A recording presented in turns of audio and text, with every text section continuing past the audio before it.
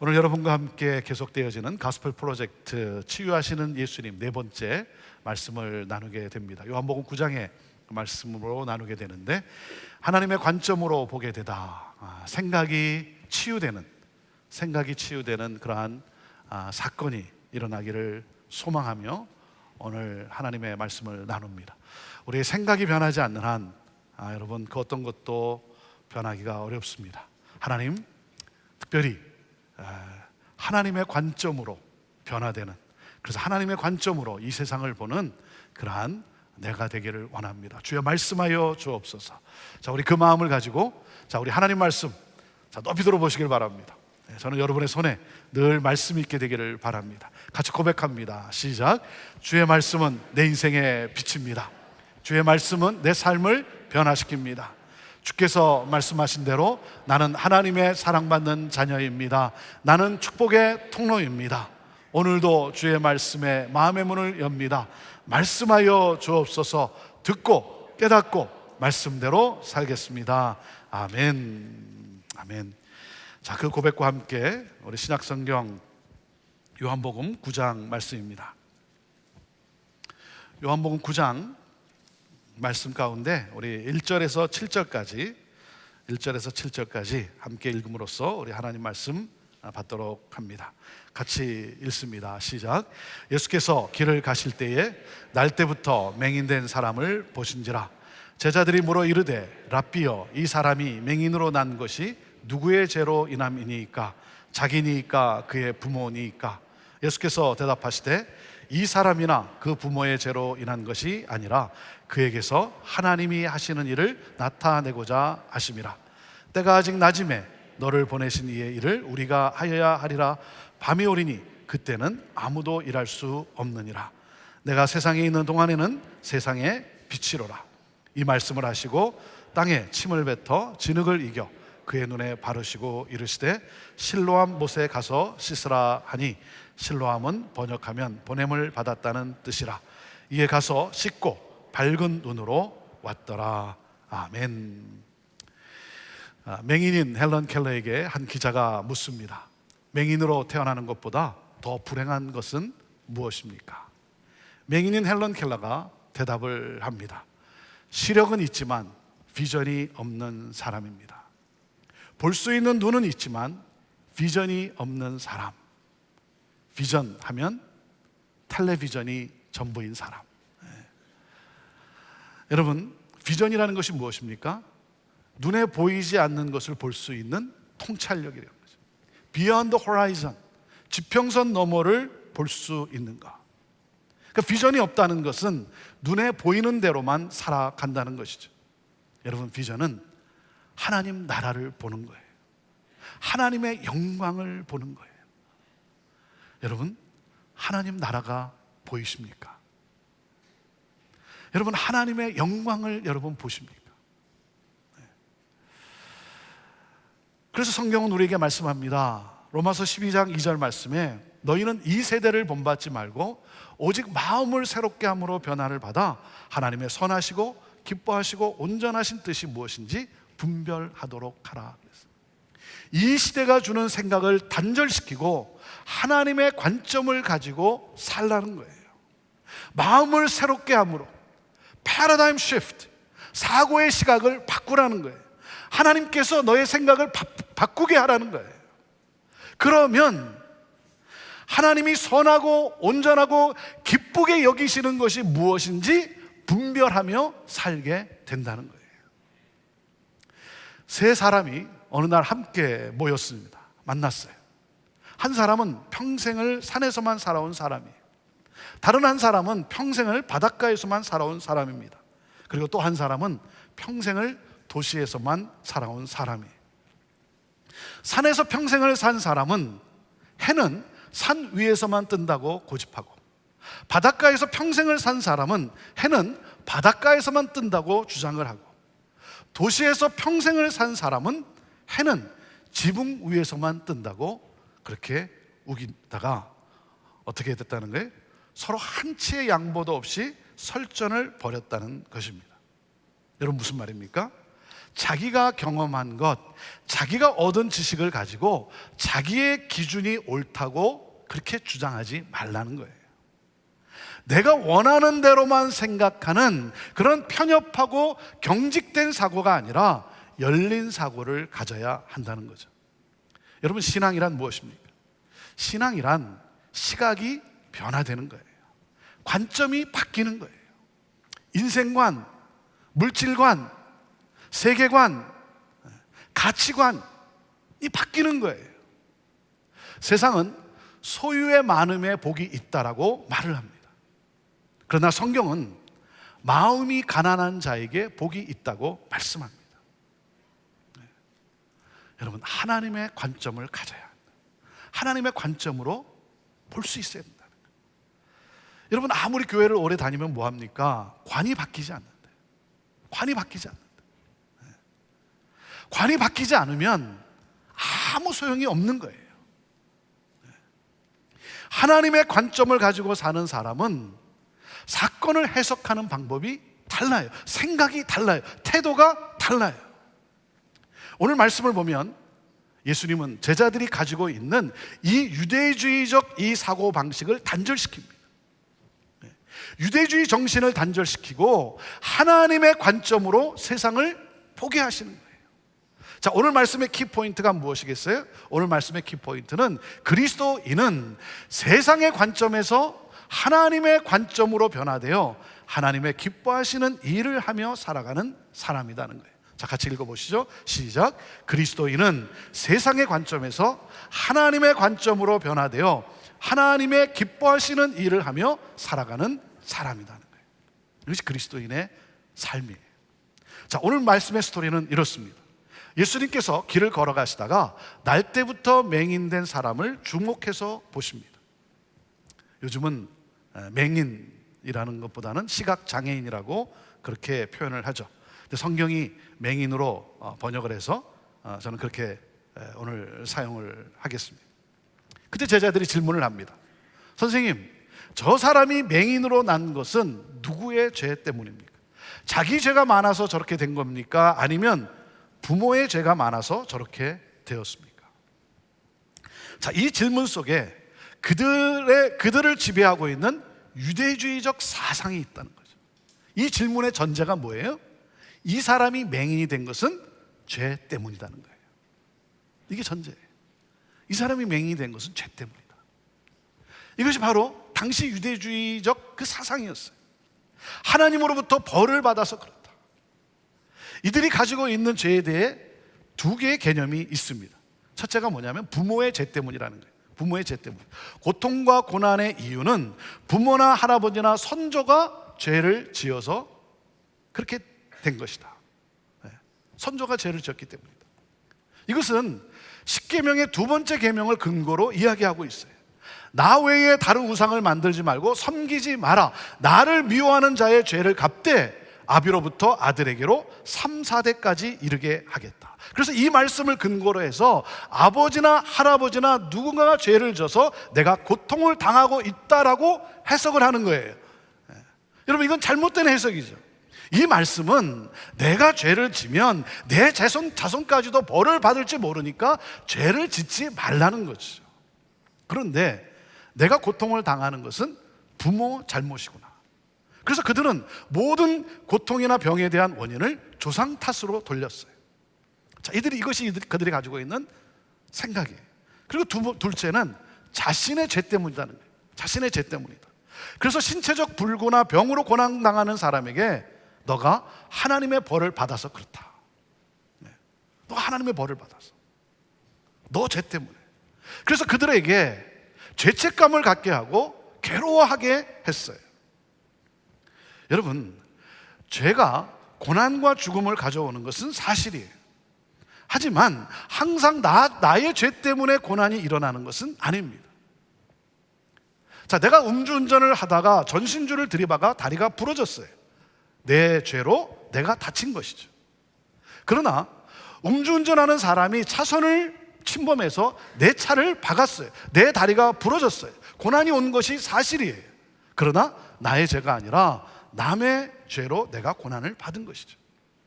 자, 그런데 고난을 받으면 무조건 당신의 죄 때문이다 라고 말하는 사람들이 있어요.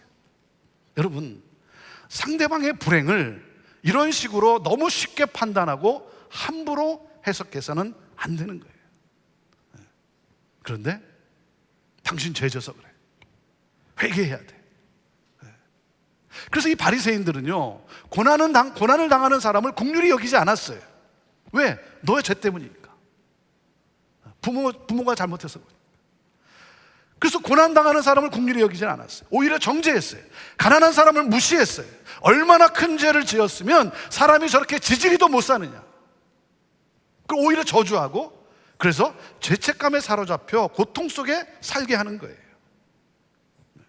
자, 그리고 모든 고난의 근거는 죄다라고 하는 말을 뒤집으면 무슨 뜻이에요? 모든 형통의 근거는 선이다라는 것이죠. 바리새인들은 어떤 사상을 가지고 있습니까? 내가 이렇게 형통을 누리고 사는 것은 내가 선하기 때문이라는 거예요. 내가 선하기 때문이다. 의인이기 때문이다. 자기가 아무런 죄도 없기 때문에 눈을 뜨고 본다는 것을 과시하고 있는 거예요. 나에게는 이런 불행한 일이 없는 것 보니까 나는 의인이고 너는 죄인이다. 여러분, 이 교만을 보십니까? 네. 누구의 죄 때문이냐는 이 질문을 지금 누가 하고 있어요? 지금 누가 하고 있습니까? 예수님을 따르는 제자들이 하고 있어요. 예수님을 따르는 제자들도 유대주의적 사상을 따라 묻고 있어요. 생각의 변화가 없다는 거죠. 여러분, 예수님을 따라다니면 뭐합니까? 열심히 교회를 다니면 뭐합니까? 관점이 바뀌지 않는데. 잘 믿는다고 하지만 여전히 바리새인과 똑같은 사상을 가지고 살아가고 있어요. 세상 가치를 따라 살아가고 있어요. 여러분, 예수 믿으십니까? 여러분, 예수 믿으세요? 이 세상의 사상을 버려야 합니다. 이 생각의 치유가 일어나야 된다는 것이죠. 이 바리새인들은 세상의 사상을 가지고 살아가니까 하나님의 영광의 빛이 비추어도 그 빛을 보질 못하는 거예요. 여러분, 성경의 율법의 전문가들 아닙니까? 하나님의 말씀의 전문가들이에요. 전문가들이지만 뭐예요? 생각의 변화가 없는 거예요. 그렇게 말씀을 많이 읽고 그렇게 말씀을 많이 암송하고 그렇게 말씀을 많이 묵상한다고 하지만 여러분, 관이 바뀌질 않았어요. 그러니 메시아로 오신 예수 그리스도를 앞에 놓고도 알아보질 못하는 것이죠. 눈을 뜨고는 있지만 맹인의 삶을 살아가고 있어요. 자, 이들의 질문에 예수님이 어떻게 대답을 하십니까? 자, 3절 말씀을 한번 다시 보세요. 3절 같이 읽어볼까요? 시작. 예수께서 대답하시되 이 사람이나 그 부모의 죄로 인한 것이 아니라 그에게서 하나님이 하시는 일을 나타내고자 하십니다. 고난의 원인을 묻고 있는 제자들에게 예수님은 고난의 목적을 말씀하세요. 죄 때문이 아니고 하나님께서 하시는 일을 나타내기 위함이다. 여러분, 예수님과 바리새인들과의 뚜렷한 차이를 여러분 아시겠습니까? 바리새인들은 죄로 인생의 문제를 풀어가요. 내가 이렇게 된 것이, 저 사람이 저렇게 된 것이 누구의 죄 때문이냐는 거죠. 그래서 죄에 매여 있어요. 죄의 종노릇해요. 그러나 예수님은 죄로 풀지를 않습니다. 하나님이 하시는 일로 풀어요. 하나님은 선하시다. 하나님은 선하시기 때문에 이 모든 일이 합력하여 선을 이루게 될 것이다. 고난 속에는 더 큰 하나님의 선하신 뜻이 작용하고 있다는 것이죠. 여러분, 그렇기 때문에 고난에 대해서 우리가 가져야 할 관점이 무엇입니까? 이 일을 통해서 하나님이 하고자 하시는 일은 무엇일까? 우리가 해야 할 일은 무엇일까? 하나님이 기뻐하시는 일은 무엇일까? 이렇게 고난을 당하는 사람들, 이러한 사회적 약자에게 우리가 해줄 수 있는 일은 무엇일까? 이 관점이에요. 자, 오늘 이 말씀이 우리에게 주시는 메시지가 무엇이겠습니까? 자, 첫째, 이겁니다. 예수님의 긍휼의 마음이 회복되어야 한다는 거예요. 우리 안에 예수님의 긍휼의 마음이 회복되어야 한다. 자, 같이 읽어보시죠. 첫째, 시작. 예수님의 긍휼의 마음이 회복되어야 한다는 거예요. 1절 말씀, 자 다시 읽어봅니다. 1절 시작. 예수께서 길을 가실 때에 날 때부터 맹인된 사람을 보신지라. 예수님은 길을 가시다가 아무도 주목받지 않는, 아무도 주목하지 않는 맹인을 주목해 보셨어요.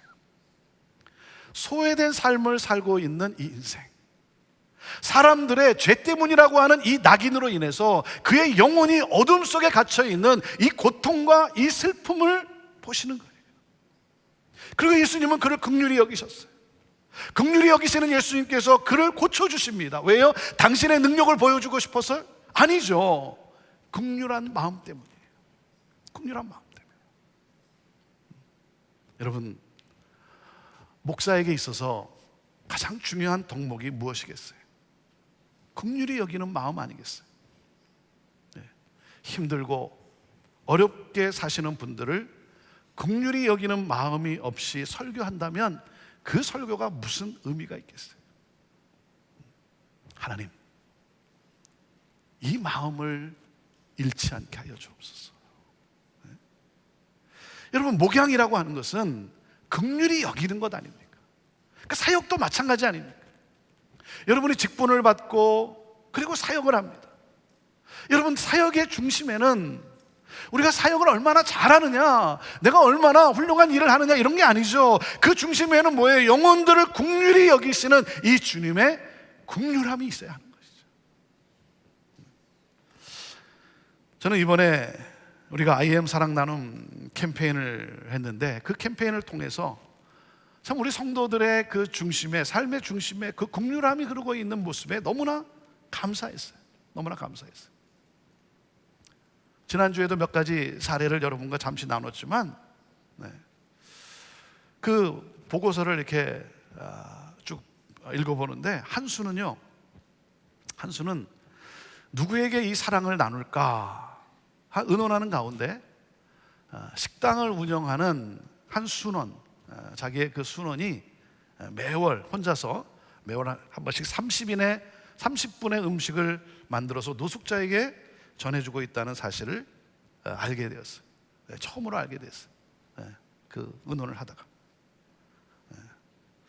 혼자서 노숙자들을 위해서 음식을 만들어서 이렇게 전해주고 있어요. 참 귀하죠. 그래서 순원들이 이번 사랑 나눔을 그분이 혼자 하고 있는 이 사역에 우리 같이 동참하면 좋겠다, 동참하기로 했어요.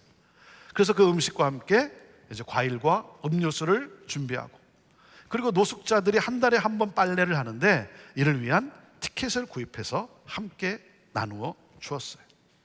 그리고는 그 캠페인 소감을 보고서에 이렇게 적었어요. 누군가에게 도움을 주고 위로가 된다는 것은 또 다른 기쁨이라는 것을 다시 한번 느끼게 해주고 감동을 주는 캠페인이었습니다. 나와 우리 식구가 먹는 음식을 사러 마켓에서 장을 본 적은 있지만, 음식이 필요하고 사랑이 필요한 누군가를 위해 손수 과일을 골라보는 것은 처음이었습니다.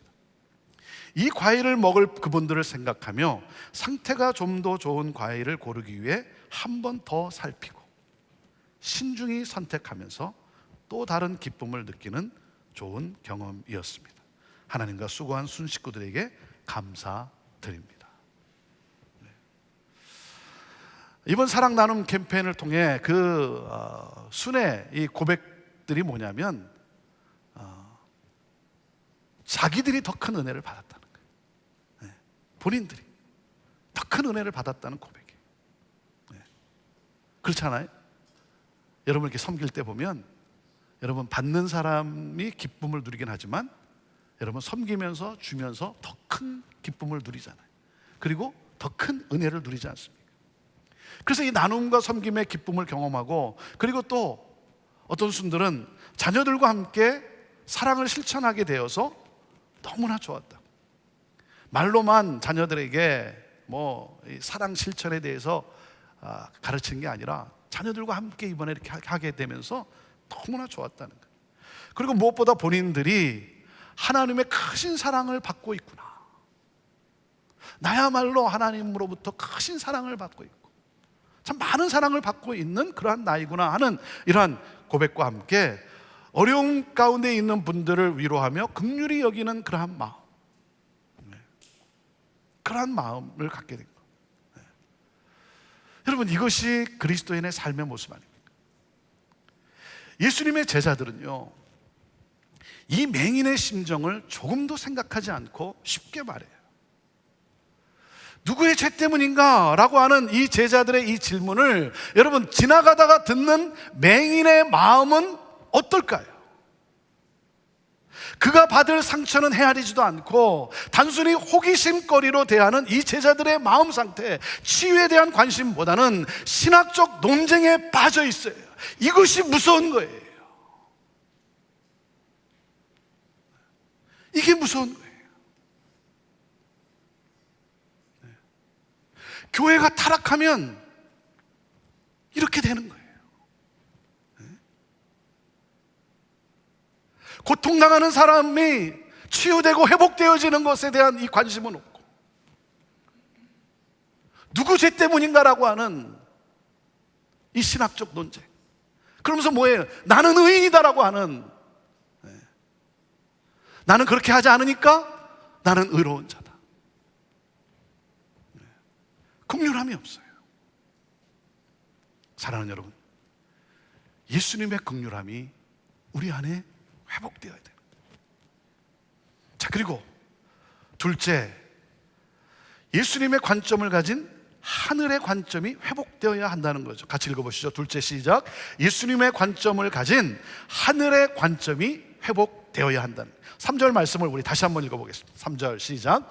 예수께서 대답하시되 이 사람이나 그 부모의 죄로 인한 것이 아니라 그에게서 하나님이 하시는 일을 나타내고자 하심이라.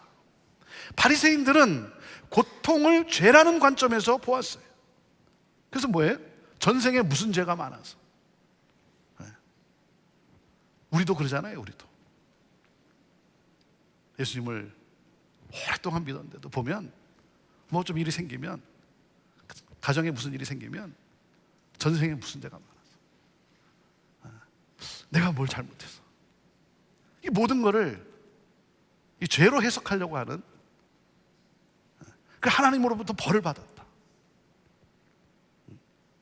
그렇게 해석하려고 하는 그런 경향들이 있어요. 여러분, 이 바리새인들은 그래서 뭐예요? 죄를 묵상하게 하고 죄책감에 빠뜨려요. 그러니까 이 맹인은 늘 어떤 생각을 가지고 살았을까요? 내가 이렇게 된 것은 부모의 죄가 아니면 나의 죄 때문이라고 생각하며 살았겠죠. 그러나 예수님은 그에게서 하나님이 하시는 일이 얼마나 아름답고 놀랍게 나타날 것인가를 보고 계시는 거예요. 그리고 말씀하세요. 너 그렇게 생각하지 마. 너 그렇게 말하지 마.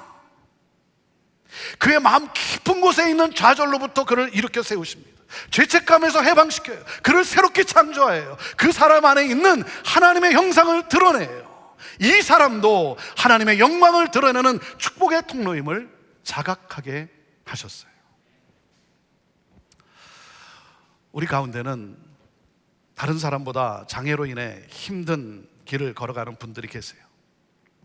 장애 가족으로 인해 무거운 짐을 지고 사는 분들이 계세요.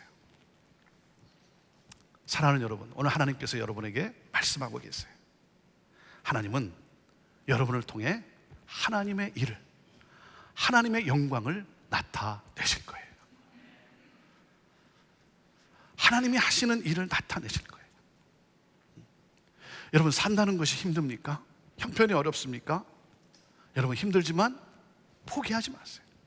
포기한다는 것은 세상의 시각을 가진 사랑이에요.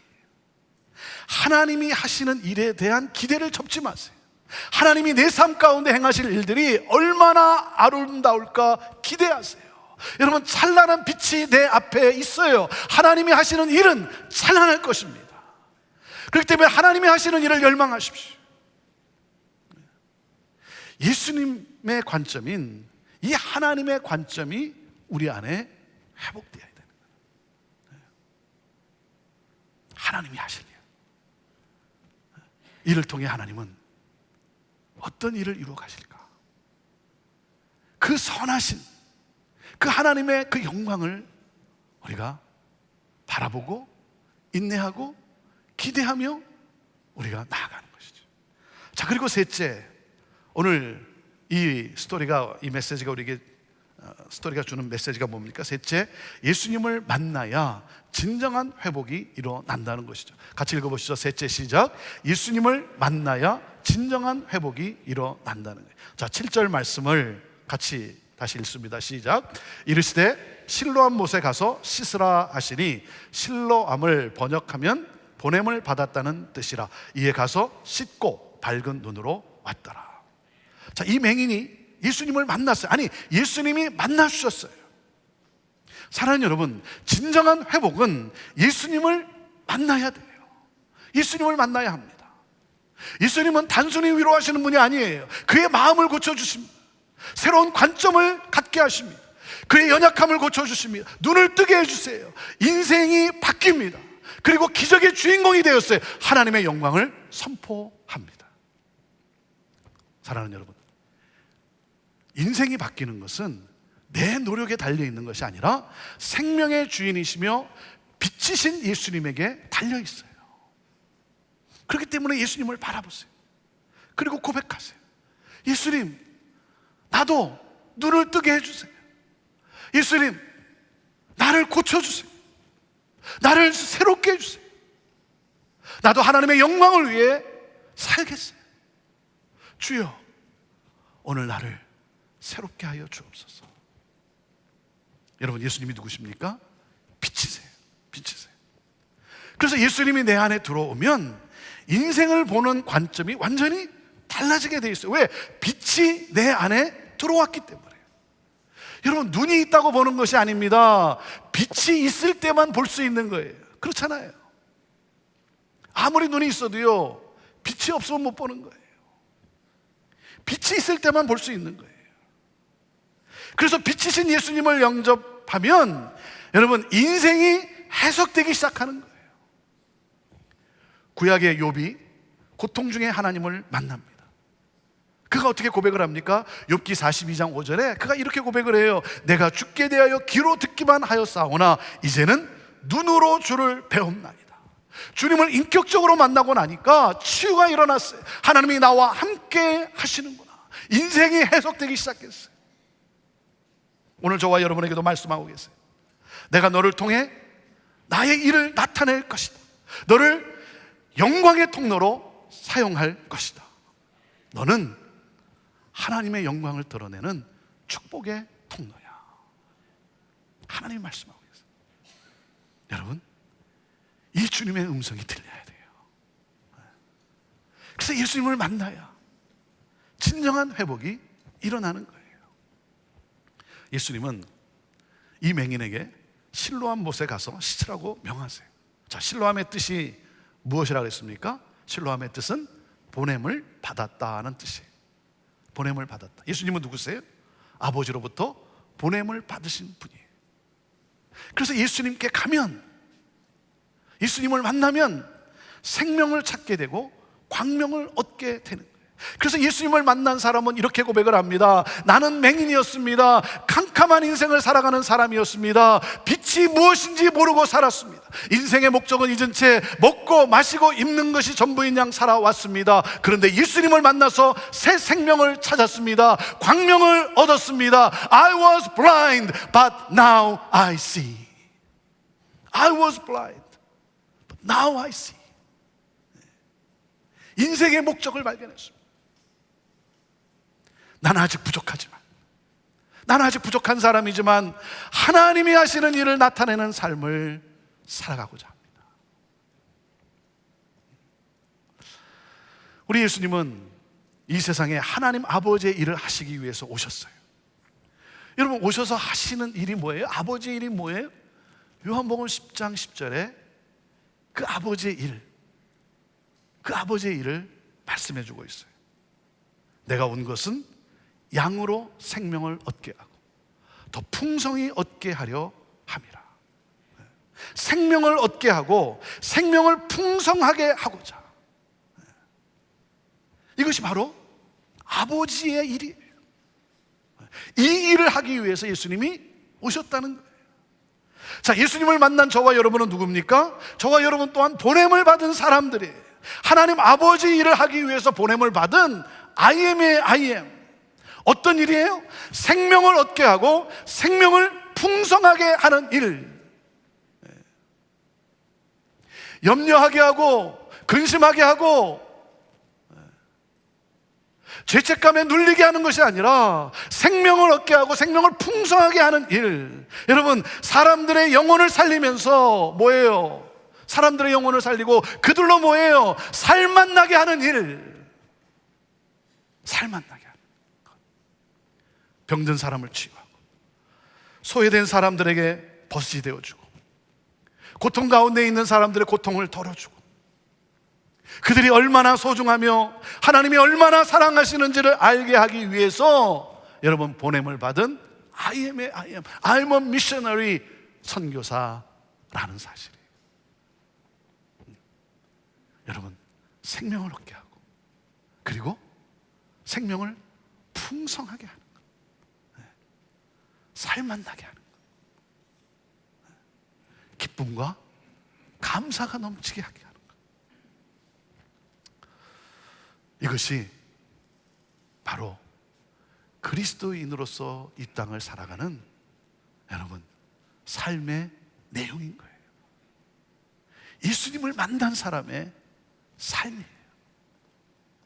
우리는 이 일을 하기 위해서 오늘 이곳에 보냄을 받은 사람이라는 거예요. 사랑하는 여러분, 예수님의 긍휼한 마음과 그리고 예수님의 관점을 가지고 세상을 치유하는 하나님의 영광을 나타내는 여러분 모두가 되기를 주님의 이름으로 축복합니다. 저는 우리 형제교회가 이 시대에 하나님의 영광을 나타내는 통로로 더 힘껏 쓰임받는 그러한 예수 공동체가 되기를 원합니다. 우리 하나님이 하시는 일을 열심히 증거하며 살다가 어느 날 잠에서 눈을 떴을 때 우리 앞에 두 팔을 벌리고 서 계신 예수님을 만나게 되기를 원합니다. 여러분, 그때까지 주님 품에 안길 때까지 담대하게 우리 예수님을 증거하면서 생명을 얻게 하고 그리고 생명을 풍성하게 하다가 하나님의 이 일을 하다가 그러다 주님을 만나는 그러한 저와 여러분의 이 땅에서의 삶이 되기를 주님의 이름으로 축복합니다. 기도합시다.